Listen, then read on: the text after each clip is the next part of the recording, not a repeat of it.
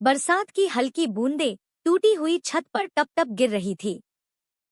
रात बहुत गहरी थी, लेकिन 14 साल की राधिका की आंखों में नींद नहीं थी। वह अपनी माँ के पुराने बक्से से अपने पिता की तस्वीर निकालकर सीने से लगाए बैठी थी। तस्वीर में उसके पिता मुस्कुरा रहे थे, जैसे अभी बोल पड़ेंगे, मेरी गुड़िया डरना मत, मैं हूं ना। लेकिन सच्चाई यह थी कि अब वह नहीं थे। सिर्फ उनकी यादें थी, उनकी आवाज थी जो राधिका के कानों में हर रात गूंजती रहती थी। राधिका जब सिर्फ 7 साल की थी तभी उसके पिता रामनाथ की सड़क हादसे में मौत हो गई थी। उस दिन के बाद घर की दीवारों से जैसे खुशियां हमेशा के लिए चली गई थी। माँ सुशीला ने लोगों के घरों में बर्तन मांजकर किसी तरह बेटी को पाला, लेकिन गांव वालों की बातें कभी खत्म नहीं हुई। बिना बाप की लड़की है, कौन करेगा इससे शादी? अरे इसका बोझ तो इसकी माँ जिंदगी भर ढोएगी। बेटी जवान हो रही है, संभाल कर रखना। ये बातें राधिका के दिल में नुकीले कांटे की तरह चुभती थी। वह बाहर से चुप रहती, लेकिन रात को अपने पिता की तस्वीर से लिपटकर रोती रहती। उसे हमेशा लगता था कि अगर उसके पिता होते तो कोई उसकी माँ को ताने नहीं देता, कोई उसे बोझ नहीं कहता। समय धीरे धीरे गुजरता गया। राधिका बड़ी होने लगी। उसकी आंखों में एक अजीब सा दर्द बस गया था। वह जब भी किसी लड़की को उसके पिता के साथ हंसते हुए देखती, उसका दिल भर आता। स्कूल में जब पेरेंट्स मीटिंग होती तो बाकी बच्चों के पिता आते, लेकिन राधिका हमेशा अपनी माँ के पीछे छुप जाती। एक दिन स्कूल के वार्षिक समारोह में बच्चों से कहा गया कि वे अपने पिता के बारे में कुछ बोलें। सभी बच्चे खुशी खुशी मंच पर गए। कोई अपने पिता को हीरो बता रहा था, कोई दोस्त। लेकिन जब राधिका की बारी आई तो वह मंच पर पहुंचते ही रो पड़ी। पूरा हाल शांत हो गया। उसने कांपती आवाज में कहा, मेरे पापा दुनिया के सबसे अच्छे पापा थे, लेकिन भगवान ने उन्हें मुझसे छीन लिया। अब जब भी मुझे डर लगता है, मैं आसमान की तरफ देखकर उनसे बात करती हूँ।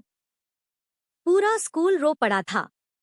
उसकी माँ पीछे खड़ी आंसू पोंछ रही थी। गरीबी बढ़ती जा रही थी। कई बार घर में खाने तक के पैसे नहीं होते।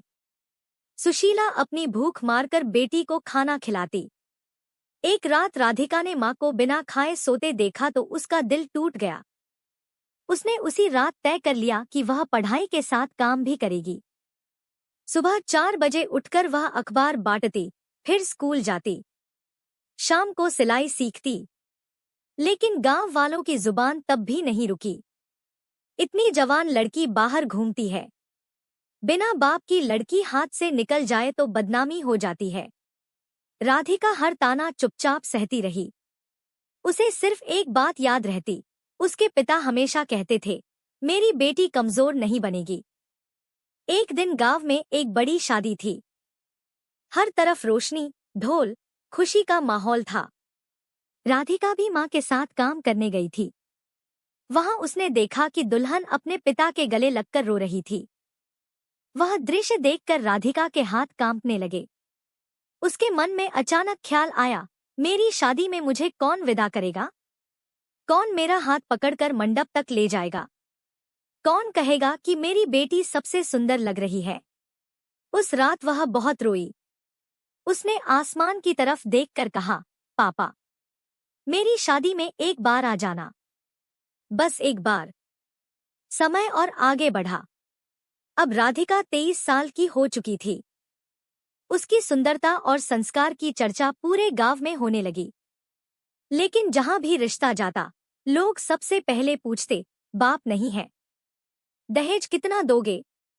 कई रिश्ते सिर्फ इसलिए टूट गए क्योंकि उनके पास देने को पैसा नहीं था। एक दिन एक रिश्ता आया। लड़का शहर में नौकरी करता था। नाम था अर्जुन। उसकी माँ और चाची राधिका को देखने आईं। राधिका घबराते हुए चाय लेकर आई। जैसे ही उसने ट्रे आगे बढ़ाई, लड़के की माँ ने ताना मारा, बिना बाप की लड़की है, संस्कार कैसे होंगे इसमें? राधिका का चेहरा उतर गया। उसकी माँ हाथ जोड़कर बोली, बहन जी, बाप नहीं है लेकिन बेटी बहुत संस्कारी है। लेकिन वे लोग चले गए। उस रात राधिका ने पहली बार अपने पिता की तस्वीर से नाराज होकर कहा, पापा, आप मुझे अकेला छोड़कर क्यों चले गए? अगर आप होते तो माँ को इतना अपमान नहीं सहना पड़ता। और वह तस्वीर सीने से लगाकर फूट फूट कर रोती रही। कुछ दिनों बाद अचानक अर्जुन खुद उनके घर आया। उसने राधिका की माँ से कहा, मुझे राधिका पसंद है। इंसान की कीमत उसके पिता के होने या ना होने से नहीं होती। सुशीला की आंखों से आंसू बहने लगे। पहली बार किसी ने उनकी बेटी को सम्मान दिया था। धीरे धीरे शादी की तैयारी शुरू हुई, लेकिन हर तैयारी में एक खालीपन था। जब शादी का कार्ड छप रहा था तो राधिका बार बार उस जगह को देख रही थी जहां स्वर्गीय रामनाथ जी की सुपुत्री लिखा था। उसकी आंखें भर आईं। मेहंदी वाले दिन जब बाकी लड़कियां हंस रही थी, राधिका चुप बैठी थी। उसकी सहेली ने पूछा, क्या हुआ? राधिका मुस्कुराने की कोशिश करते हुए बोली, बस सोच रही हूँ, अगर पापा होते तो मेरे हाथों में मेहंदी देखकर कितने खुश होते। हल्दी के समय माँ रोते रोते बोली, तेरे पापा तुझे दुल्हन बने देखने का सपना देखते थे। राधिका वहीं बैठकर फूट पड़ी। शादी का दिन आ गया। पूरा गांव सज चुका था। राधिका लाल जोड़े में बहुत सुंदर लग रही थी, लेकिन उसके चेहरे की उदासी साफ दिखाई दे रही थी। बारात दरवाजे पर पहुंची। ढोल बजने लगे। लोग नाच रहे थे, लेकिन राधिका कमरे में अकेली बैठी पिता की तस्वीर को देख रही थी। उसने तस्वीर को चूमते हुए कहा, पापा, आज आपकी बेटी की शादी है। देखो ना मैं कैसी लग रही हूँ। उसकी आंखों से आंसू रुक ही नहीं रहे थे। मंडप में जब कन्यादान का समय आया तो पंडित ने पूछा, कन्या के पिता? पूरा माहौल अचानक शांत हो गया। सुशीला कांपते हुए आगे बढ़ी।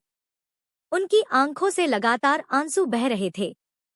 तभी अर्जुन ने धीरे से कहा, आज माँ ही पिता है। यह सुनकर वहां मौजूद हर व्यक्ति रो पड़ा। राधिका की सिसकियां रुक नहीं रही थी। फेरे लेते वक्त उसे हर कदम पर अपने पिता की याद आ रही थी। उसे लग रहा था जैसे कहीं दूर आसमान में उसके पिता खड़े होकर उसे आशीर्वाद दे रहे हों। विदाई का समय आया। राधिका अपनी माँ से लिपटकर ऐसे रोई जैसे उसका दिल टूट गया हो। वह बार बार कह रही थी, माँ, अब मैं पापा की तस्वीर किससे छुपकर देखूंगी। गांव की औरतें भी रोने लगी। जैसे ही वह कार में बैठी, उसने आखिरी बार अपने घर को देखा। टूटी हुई छत, मिट्टी की दीवारें, वो छोटा सा आंगन जहां बैठकर वह हर रात अपने पिता को याद करती थी। उसने आसमान की तरफ देखा और धीरे से कहा, पापा, आपकी बेटी आज विदा हो गई।